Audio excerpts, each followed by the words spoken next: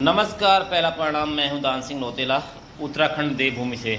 तो अभी सुबह के बज चुके हैं 6 और मैं उठ चुका हूं और मैं हूं इस समय पंतनगर विश्वविद्यालय में। तो विश्वविद्यालय में हूं तो ये इसलिए मॉर्निंग में थोड़ा लेट उठने का हुआ आज। और मेरे साथ 2 बालक और हैं यहाँ पे, जो है नैनीताल डिस्ट्रिक्ट से। तो मैं दिखाता हूँ। सब सुबह सुबह अपने मोबाइल पर लगे पड़े हैं। पहले गाँव में तो ये होता था कि एक जो है पोखर तालाब होता ही होता था, जिसमें जानवर इत्यादि पानी पीते थे, वहाँ की सप्लाई भी आती थी। आजकल लोगों ने बंद कर दिए, वो अलग बात है। तो उससे क्या है, हमारे पास संसाधन तो है, रिसोर्सेज है, पर हमारा प्रोटेक्शन क्या बहुत कम है। जैसे गेहूं के समय होता था ना, वही समय है मछली पालन में। जहाँ अगर मैं आपको एक एग्जाम्पल देता हूँ, बताइए कि पैसे से आपके उत्पादन में इतना फर्क पड़ेगा अगर तालाब करते हैं। और वो भी अभी आगे जाके हम डिस्कस करेंगे कि अगर 1 एकड़ का आपके पास खेत है और 1 एकड़ का तालाब है तो उसमें क्या डिफरेंस है। तो हम लोग का क्या है ना, हमारी जो बॉडी के लिए जो पोषक तत्वों की जरूरत होती है, न्यूट्रिशन की जरूरत होती है, कैल्शियम, मैग्नीशियम, तो मछली का क्या होता है, क्योंकि हम गहराई में भी जाते हैं तो मछली 3 सतह में पलती है, ऊपर की सतह, बीच की सतह और बॉटम की। तो जहाँ एक सतह हम खेती में यूज कर रहे हैं, वहाँ मछली में 3 सतह यूज कर रहे हैं। दूसरा, अगर आप मछली की कंपैरिजन करें किसी भी जीवधारी से जो इस भूमि पे जिंदा है, जैसे कि अगर आप मछली पाल रहे हैं, भैंस पाल रहे हैं, गाय पाल रहे हैं, बकरी पाल रहे हैं, भेड़ पाल रहे हैं, मुर्गा पाल रहे हैं, तो मछली ऐसी जीवधारी है जो अगर सबको 1-1 किलो खाना देंगे तो सबसे ज्यादा वजन में बढ़ेगी मछली, क्योंकि उसमें इफिशियंसी सबसे ज्यादा है। क्योंकि मछली ना तो अपना तापमान मेंटेन करती है, जब हमारे को जैसे हमारा सर्दी होता है तो हमारे जगह चयनित करेंगे। पानी, देखिए मछली के लिए सबसे पहले जैसे कि आप जगह सीखना चाहिए, बहुत जरूरी है। कहाँ बना रहे हो, देखिए साउथ इंडिया में जाके अगर आप रोहू पालोगे ना तो रोहू बिकेगी नहीं, क्योंकि वो जो है समुद्री मछली का तो प्रेफर कर रहे हैं, तो आपको उसी की प्रकार की मछली चाहिए। आपका जो तालाब नहीं बनाओगे, अगर उसमें जो है पत्थर, ईंट, रेता ज्यादा है तो पानी नहीं रुकेगा, तो आपका खर्चा ज्यादा होगा, आपको बार बार पानी करना पड़ेगा। आप लोग जा ही नहीं सकते, तो आपने कोई भी सामान ले जाना है, लाना है या मछली बेचनी है तो लोग नहीं कर पाएंगे। तो ये सब फैक्टर आपको सबसे पहले क्या है, भूमि का चयन आपको सही से करना पड़ेगा। किस जगह बनानी है, कौन सी जगह बनानी है, मतलब कौन सी वैरायटी पालनी है, और किस समय लोग, जैसे हम लोग का यहाँ पे सावन बहुत चल रहा है तो लोग नहीं खाएंगे, तो आपको किस समय मछली निकालनी है, आपको वो भी अपने दिमाग में ध्यान रखना पड़ेगा कि आपका जो प्रोडक्ट है वो किस समय आ रहा है। ऐसे समय में प्रोडक्ट आए कि उसमें डिमांड ही नहीं है तो वो भी नहीं, तो आपको कौन सी मछली पालनी है, कब पालनी है, कब कल्चर स्टार्ट करना है, ये ध्यान रखना है। प्लस मिट्टी की गुणवत्ता आपको देखनी है। एक तो सबसे पहले पानी रोकने की क्षमता होनी चाहिए, दूसरा उसमें कोई भी पॉल्यूटेंट नहीं होना चाहिए, जहरीला पानी। जैसे हो सकता है कि गाँव में पहले कभी फैक्ट्री रही हो, उसका रेजिडुअल इफेक्ट होगा, कुछ केमिकल हो उसमें, तो वहाँ पे भी मछली नहीं रह पाएगी। और दूसरे, आपने भूमि का चयन कर लिया तो उसके बाद आपको पानी देखना है। पानी कैसा चाहिए, पानी जो पानी आप सोचते हैं कि मैं पी सकता हूँ, वो पानी मछली पालन के लिए उपयुक्त है। सबसे पहले पीएच देखते हैं। पीएच हमारा न्यूट्रल होना चाहिए, 7 से 6.5 से 8.5 के बीच अगर तो पानी का पीएच है तो उसमें मछली पल सकती है। 6.5 में उतना ग्रोथ नहीं होगी, 7 में जितनी होगी, और 8.5 में भी उतनी ग्रोथ नहीं होगी जितनी 7 में होगी। तो आइडियल है 7 से 7.5। उसमें आपने सोचा कि मछली पालन करने एक नया तालाब होगा, पुराना तालाब होगा तो उसमें तो जैसे घास फूस, जंगली झाड़ियाँ होती हैं, उसकी समस्या नहीं होगी। नए तालाब में, पुराने तालाब में हो सकता है कि उसमें घास फूस इत्यादि हो, तो उसके लिए सबसे अच्छा होता है कि एक बार सुखा लेना चाहिए पुराना तालाब, क्योंकि उसमें क्या होता है ना, एक तो घास फूस होती है, दूसरा उसमें 2 टाइप की मछलियाँ होती है जो हमें नहीं चाहिए होती है। एक तो जंगली मछलियाँ, एक शिकारी मछलियाँ। जंगली मछलियाँ क्या होती हैं, वो मछलियों को नुकसान नहीं पहुँचाती, पर वो क्या है ना, उनकी जगह, खाना, स्पेस, ऑक्सीजन, वो सारे का सारा शेयर करते हैं। आपने 1 किलो खाना डाला तो पता चला कि 250 ग्राम वही खा के, जिनका कोई यूज नहीं है, वो जनरली ज़्यादा बढ़ते भी नहीं है और उनकी मार्केट वैल्यू भी नहीं होती। दूसरी शिकारी मछलियाँ क्या होती हैं, शिकारी मछलियाँ आपकी जो मछलियाँ हैं ना, उनका खाना भी खाएंगी, दाना भी खाएंगी और मछलियों को भी खाएंगी। तो इन दोनों मछलियों को निकालना बहुत जरूरी है। उसके बाद जो घास, झाड़ी कुछ भी होती है, उसको भी निकालना जरूरी है। तो पुराने तालाब में तो सबसे अच्छा है कि सुखा दो, सुखा के निकाल दो। जब आप मछली पालेंगे ना तो आपको पहचान भी हो जाएगी, क्योंकि आप सपोज रोहू पहचानेंगे ना, रोहू को तो आप रोहू पालना चाहेंगे तो रोहू को तो पहचान लेंगे, और उसके बाद जो जितनी मछलियाँ वो सब आपकी निकाल की मछलियाँ। उसके लिए पहचान के लिए ना आपको जो है फोटोग्राफ से मिलान करना पड़ेगा, लोगों से पूछना पड़ेगा, उसमें नहीं होगी शायद फोटोग्राफ।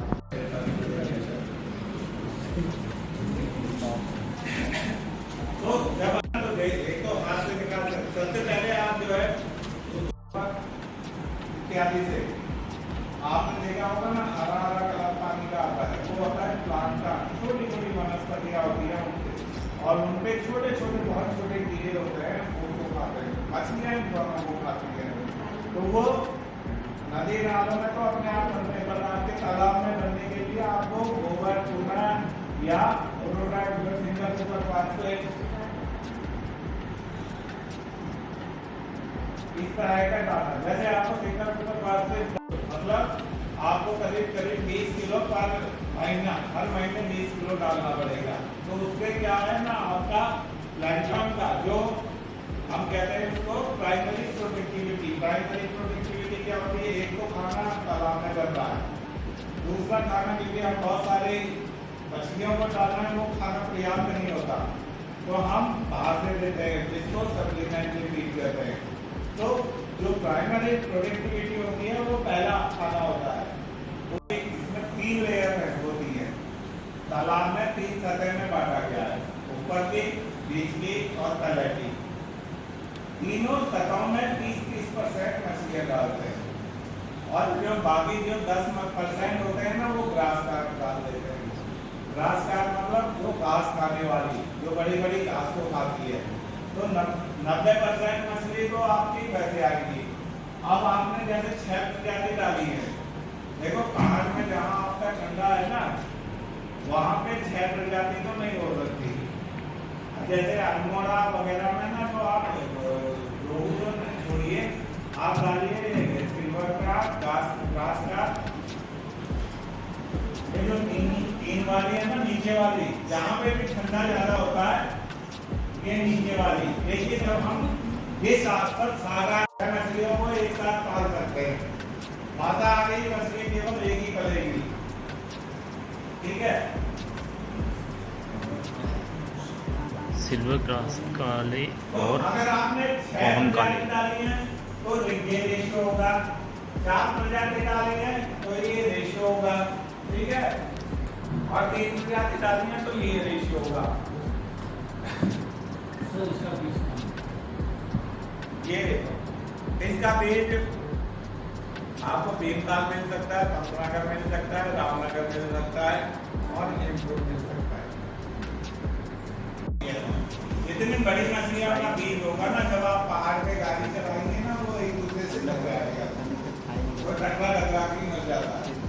तो आप जो है ना, या तो जीरा ले जाइए यहाँ से, या फ्राई ले जाइए, फ्राई ले जाइए, फिर उसको डालिए, या जीरा भी ले जाएंगे तो भी आप जीरा, जैसे आपको मछलियाँ चाहिए 10,000 मछलियाँ चाहिए ना, तो जीरा 20-25 हज़ार ले जाएंगे, तो वो उतना बचते बचते ना, उतना आपको 10,000 ही मिलेगा।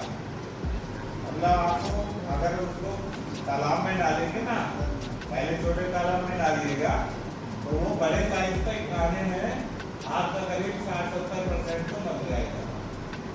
तो सब जगह मरता है, ऐसा नहीं कि आपके नहीं मरेगा, सब जगह मरता है। तो अगर आप दूर ले जा रहे हैं तो छोटी साइज का बीज ले जाइए, वैसे तालाब में बीज डालने के लिए अंगुली का साइज का बीज जो होता है ना, इतनी साइज का बीज सबसे अच्छा होता है, इस साइज का ही बीज डालना चाहिए। तो आपको 20-25 लाख की मछलियां आराम से आप बेच सकते हैं, उसमें करीब करीब 8-10 लाख का आप अपना लागत बना, तो एक हेक्टेयर से आपको करीब करीब 12 लाख की इनकम होनी चाहिए। 4 लाख की इनकम तो प्योरली लोग ले रहे हैं 1 एकड़ से, तो आपका 10 लाख की इनकम तो आपका जो है कहीं नहीं गए, अगर आप थोड़े सा साइंटिफिक वे में करें। ये जबकि ये उससे है जो आपका शाकाहारी मछली पालन कर रहे हैं। अगर आप अंगार जैसे मांसाहारी मछली पालन करेंगे तो उसके 2 फायदे हैं। एक तो जिसमें यहाँ पे 10,000 चल रही है मछली चल रही है, वो 40,000 का रेट है। दूसरा ये 8 महीने में हो रही है, वो 6 महीने में हो रही है, तो आपको 2 तरह से फायदा है। तो उसका जो है उत्पादन और ज्यादा है, उसका प्रोडक्शन और ज्यादा, उसका फायदा बहुत ज्यादा है, और उसमें रिस्क भी ज्यादा है। 2 चीजें आपको आवश्यक होती हैं। एक तो आपके शरीर के बढ़ने के लिए प्रोटीन, जैसे किसी भी मकान को बनाने के लिए ईंटों की जरूरत होती है, उसका स्ट्रक्चर खड़ा करने के लिए आपके शरीर को बनाने के लिए प्रोटीन चाहिए। तो एक तो प्रोटीन का सोर्स चाहिए हमें, और एक कार्बोहाइड्रेट का, जो हमारी day to day energy use होती है, भाग दौड़ इधर उधर में काम करने के लिए, जो काम करने के लिए एनर्जी चाहिए वो कार्बोहाइड्रेट चाहिए। शुगर लेंगे, DOC लेंगे, और राइस ब्रान ले लो या कोई भी हो, दोनों को 50-50% मिला लो। मतलब 1 किलो अगर आपको बनाना है खाना, तो आप 500 ग्राम आप खल लो, और दूसरे 500 ग्राम चोकर ले लो, या राइस ब्रान ले लो, या कुछ भी भूसी ले लो, ठीक है। इनको भिगो दो, भिगो के इसमें 3% के, जो आप दूध बढ़ाने के लिए मिनरल फिक्शन जानवरों को लगा खिलाते हैं ना, वो डालिए आप इसमें। 1 किलो में 30 ग्राम, और उसको जो है आटे की तरह मान लीजिए। और मछलियों को भी ना, जैसे कि आप जानवरों को पालते हैं तो आपको पता है ना पानी चारा किस समय देना है, तो मछलियों को भी आपको वैसे ही ट्रीट करना है। आपका जगह और टाइम निश्चित रहना चाहिए। जैसे आपके जानवर आते हैं, या बहुत किसान को ऐसे कहते हैं ना कि या तो एक पर्टिकुलर आवाज निकालेंगे, तो जाके वैसी आवाज निकाल के खाना दीजिए, तो मछलियां भी समझ जाएंगे वो आवाज निकाल के खाना मिलने वाला है। या फिर कोई बर्तन वाले बजा देते हैं, तो जैसे आपके जो है ना पालतू जो पेट आते हैं, आपके पैरों में लोटते हैं, ऐसे ही आप खड़े होंगे ना, तो आपके चारों तरफ मछलियां इकट्ठी हो जाएंगी। 8-10 दिन में सारी मछलियां वहीं आने लगेंगी। एक बार जाल चला के मछलियों को देखना चाहिए, मछली बढ़ रही है न ठीक की नहीं है, क्योंकि मछलियों में क्या होता है ना, या तो खाते समय आप मछलियों को देखोगे, या फिर मछलियों में कोई समस्या होगी तब आपको दिखेगी। ऊपर मछलियां तभी आती हैं कि उनको या तो कोई परेशानी होती है, या उनको खाना दिया है। अदरवाइज मछलियां आपको दिखने ही नहीं चाहिए, स्वस्थ रहेंगे तो दिखने नहीं चाहिए, या ऑक्सीजन की कमी में दिखती है, तो आपको एक बार जो है महीने में जाल चला के ये देखना चाहिए। अब इसमें क्या है ना, ये टोटल जो है खर्चा, ये पुराना थोड़ा सा कैलकुलेशन है, इकोनॉमिक्स है, और इसमें आपने तालाब भी खुदवाया है। तालाब अगर खुदवा रहे हो तो उसकी जो किस्त जा रही है वो सब मिला के, अगर आप तालाब खुदवाते हैं, पानी की व्यवस्था करते हो, तो हम सोचते हैं कि 10 साल में वो आप निपटा दोगे। तो वो देखे ना आपको करीब 1.5 लाख का कुल फायदा होना चाहिए। इसमें क्या है ना, इसमें प्रोडक्शन भी पहले के हिसाब से कम है, और खर्चा भी पहले के हिसाब से थोड़ा थोड़ा मैंने चेंज किया है, ये पुराना डाटा था। अब इंटीग्रेशन की बात करते हैं ना, जैसे कि आप डबलिंग फार्मर से इनकम की बात करते हैं कि डबल कर लो, डबल तभी होगी। ऐसा नहीं है कि आप जो है 100 कुंटल अगर गेहूँ ले रहे हो और 200 कुंटल ले लो, तो आपकी आग डबल हो जाएगी, नहीं होगी। क्योंकि जैसे ही प्रोडक्शन 200 कुंटल पहुँचेगा ना, तो उसके रेट कम से कम आधे नहीं होंगे तो 75% होंगे। तो आपको जो है इनकम डबल करने के लिए क्या है, आप इंटीग्रेशन मोड में करो। देखिए इनकम डबल करने के लिए दो रास्ते हैं। आप मुनाफा बढ़ाओ और लागत कम करो। मुनाफा आपने लागत कम कर दी तो मुनाफा मछलियाँ तो मिलेगी ही मिलेगी, आपको बत्तख का अंडा, बत्तख का मांस वगैरह मिलेगा। दूसरा, बत्तख क्या करेगी, आपके तालाब के कीड़े मकोड़े खाएगी और जो है उसमें जब तैरेगी तो एरेशन ऑक्सीजन बढ़ाएगी तो उससे मछलियों के स्वास्थ्य में भी अनुकूल प्रभाव पड़ेगा। पर आपको ये देखना है कि बत्तख, जब भी बत्तख पाले आपकी मछलियाँ कम से कम 6 इंच की होनी चाहिए। छोटी मछलियाँ होंगी तो पता चला बत्तख ही खा जाएगी। दूसरा है मुर्गी। अगर आप पोल्ट्री कर रहे हो उसके साथ मछलियाँ पालना बहुत ही फायदेमंद है। जैसे कि मैंने बताया कि 50% जो कॉस्ट होती है वो आपके खाने में आती है। आपको क्या करना है, जितना भी तालाब है ना, तालाब के ऊपर ही मंदा बनाओ जिसमें ऊपर मुर्गियाँ पले और नीचे मछलियाँ। तो जैसे कि आपने 1 एकड़ का तालाब है, उस पर आपने 500-600 की अगर पोल्ट्री रख ली तो आपको मछलियों को खाना देने की जरूरत नहीं है। जितनी भी मछलियाँ हैं ना, 4000 मछलियाँ का पेट 500-600 मुर्गियाँ कर लेंगी। जो खाना वो गिराएंगी उससे या उनकी जो ड्रॉपिंग्स होंगी उनसे जो है मछलियों का पालन हो जाएगा। मछलियाँ आपके तालाब की पूरी की पूरी फ्री हो जाएंगी। और मुर्गियाँ आप पालते हैं तो मुर्गियों में तो आपको प्रॉफिट होता ही है, उसी प्रॉफिट के साथ साथ मछलियाँ आपका पूरा की पूरी फ्री होगी। सर ये पूछ रहा था, बनाना अनिवार्य होता है या कोई वैकल्पिक चीज चाहिए थी जैसे? देखिए तालाब क्या होता है ना, तालाब में उत्पादन कच्चे में ही ज़्यादा अच्छा आता है। क्योंकि जैसे आपने देखा है ना, खेत होता है, खेत में क्या होता है ना, खेत में जमीन से जो है पोषक तत्व आते हैं पौधे में और उसकी ग्रोथ होती है। तो जब हम तालाब की बात करते हैं ना, तो तालाब में भी सॉइल एंड वाटर का इंटरेक्शन होता है। पोषक तत्व जमीन से पानी में घुलते हैं और पानी से जमीन में जाते हैं। उसमें क्या है ना, उत्पादन आपका ज्यादा होता है। अगर आप कच्चे तालाब होंगे, कच्चे तालाब में आपका बॉटम में कुछ नहीं रहेगा। जितने भी ये नीचे वाली मछलियाँ होती है ना, जो तली से मिट्टी से खाना उठाती है, उनके लिए कुछ नहीं होगा। तो तालाब जो पक्के बनाए जाते हैं वो केवल उस क्षेत्र में ही रिकमेंड किए जाते हैं तो जहाँ तो पानी रुकता नहीं हो। दूसरा, एक जो रेसवे टेक्नोलॉजी होती है जिसमें छोटे छोटे टैंक से पानी निकाल के मछलियाँ पालते हैं, तो वो जो है ना, जैसे ट्राउट मछली होती है, वो हाई वैल्यू मछली होती है, उसके लिए करते हैं कि एक तरफ से पानी आए और दूसरी तरफ से निकल जाए। नाले मतलब नहर की तरह काम करता है, उसमें अंतर होता है। वो बहुत जल्दी अगर तापमान में अंतर होगा ना तो वो सहन नहीं कर पाता। तो आप पानी की गहराई ज़्यादा रखिए। पानी को आप पियोगे क्या फिर? नहीं, जैसे पानी नहीं है तो पीने भाई वो टैंक में जो है उसका डबल 2 चीज आता है, तो हम उसको जानवरों को पिलाते हैं। देखिए नदियों का पानी पीते हैं कि नहीं? नदियों में तो मछलियाँ होती है, पर वो आपका टैंक बहुत कंसंट्रेटेड है ना, कम है। तो मछलियाँ क्या होती है ना, म्यूकस वगैरह करती हैं, या तो उसमें ट्रीट कर लीजिए, वाटर प्यूरिफाई वगैरह लगाइए, तब तो पीने के लिए सही है। सर अगर नया टैंक तो बनाया है तो उसकी गहराई कितनी, मीन मतलब जमीन सतह से कितनी गहरी होनी चाहिए? छोटा होना चाहिए। हाँ, जो मछली पालन के लिए है ना, आप गहराई तो कितने भी पक्का।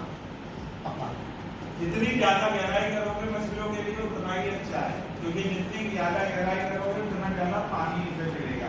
पर हम 1.5 से 1.5 मीटर, 1 से 1.5 मीटर जो कहते हैं ना, क्योंकि उसमें आपको घुसना भी है, तालाब में बच्चे वगैरह को भी घुसना है, तो उसमें कोई कैजुअलिटी नहीं हो जाए या कोई काम करना है तो उसमें आराम से कर लें। मतलब 4.5 फीट।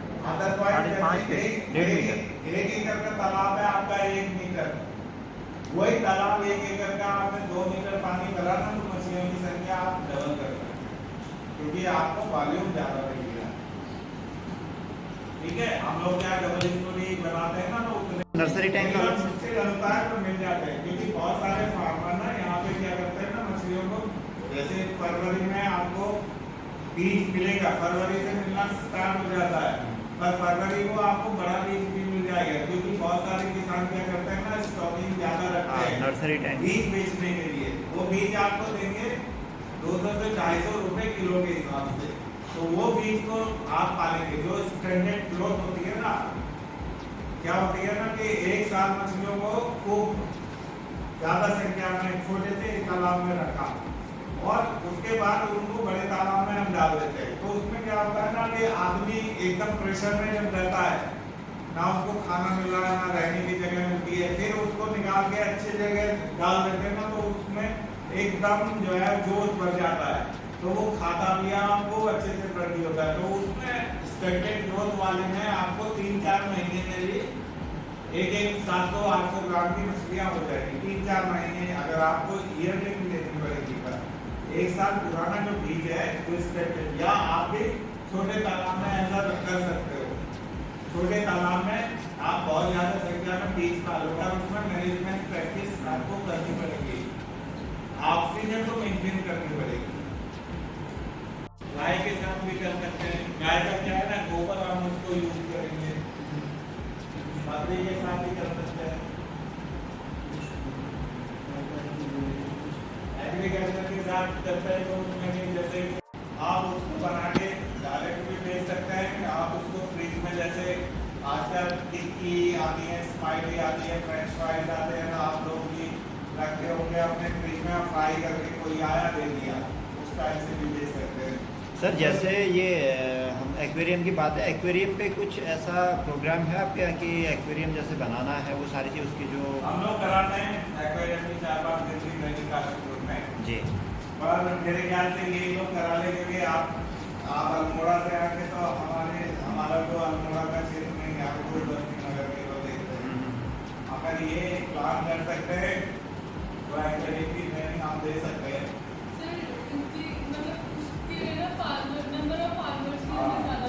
नंबर ऑफ फार्मर्स भी चाहिए,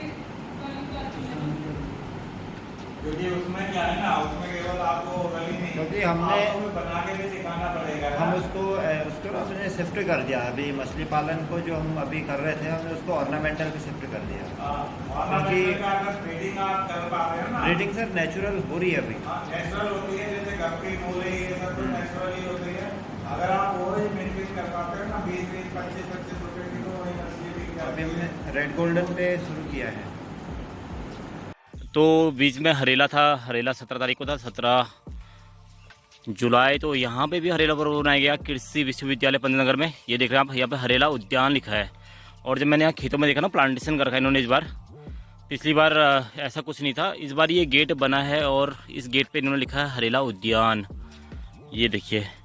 और पंतनगर विश्वविद्यालय आप देखे होंगे, गोविंद वल्लभ पंत कृषि एवं प्रौद्योगिक विश्वविद्यालय पंतनगर, उधम सिंह नगर, उत्तराखंड, ये लिखा है इस पर। ये देखिए कि यहाँ पे प्लांटेशन, जब हरेला महोत्सव था तो हरेला के दिन जो पेड़ लगाते हैं वो उग जाता है, तो वही यहाँ पे इन्होंने प्लांटेशन कर रखा है। और लीची का पौधा एक दिख रहा है, ये सामने पूरे लीची और आम का पूरा बगीचा बना रहे शायद, पूरे इसमें प्लांटेशन हो रहा है। पूरे खेतों में जहाँ तक नज़र फिर रही है वहाँ तक पूरा प्लांटेशन हो रहा है। मतलब कम से कम 10,000 पौधे इसमें लगे होंगे, इतने बड़े एरिया में इन्होंने प्लांटेशन कर रखा है। जहाँ देखो वो नज़र वहाँ तक आपको पूरा प्लांटेशन कर रखा है। साइड साइड में, बीच बीच में हर कुछ जगह देखने को मिल रहा है। बीच के जो धान के खेत है वहाँ पे भी प्लांटेशन कर रखा है। लंबा एरिया है कृषि विश्वविद्यालय का। आपको मैंने पहले बता दिया कि 16,000 एकड़ भूमि में फैला हुआ है, और आज के समय में ये 12,500 हेक्टेयर भूमि में है अभी इस समय, जो पंतनगर विश्वविद्यालय है। और सामने खेल का ग्राउंड, वहाँ अभी जो है कृषि विश्वविद्यालय खुला नहीं है, क्योंकि यहाँ पे सेमेस्टर वाइज पेपर होते हैं। पेपर दे के बच्चे गए हैं अपने अपने गाँव या अपने अपने शहरों में जहाँ भी है वहाँ गए हैं। तो उसके बाद अब यहाँ पे जो अमूमन स्कूल खुलेगा, इनका ये यूनिवर्सिटी खुलेगी, वो खुलती है अगस्त में। अगस्त 15-16 तारीख के बाद ये यूनिवर्सिटी में पूरा बच्चों की चहल पहल शुरू हो जाएगी। तो करते हैं अपने वीडियो को यहीं पे समाप्त। फिर होगी एक नई वीडियो में मुलाकात, यानी कल। और आज जो मैं आपको दिखाऊंगा वो है मछली पालन, जो मैंने दिखाया पूरे वीडियो में, मछली पालन। और सुबह नाश्ते का और कुछ दिन में खाने का था, जो भी है। और पंतनगर विश्वविद्यालय की एक्टिविटी मैं आपको लगातार दिखाता रह रहा हूँ। तो वीडियो को अधिक से अधिक शेयर कीजिएगा और चैनल को सब्सक्राइब और कमेंट बॉक्स में कमेंट जरूर कीजिएगा। ठीक है, मिलेंगे एक नई वीडियो में। तब तक के लिए टाटा बाय बाय, नमस्कार, पहला प्रणाम।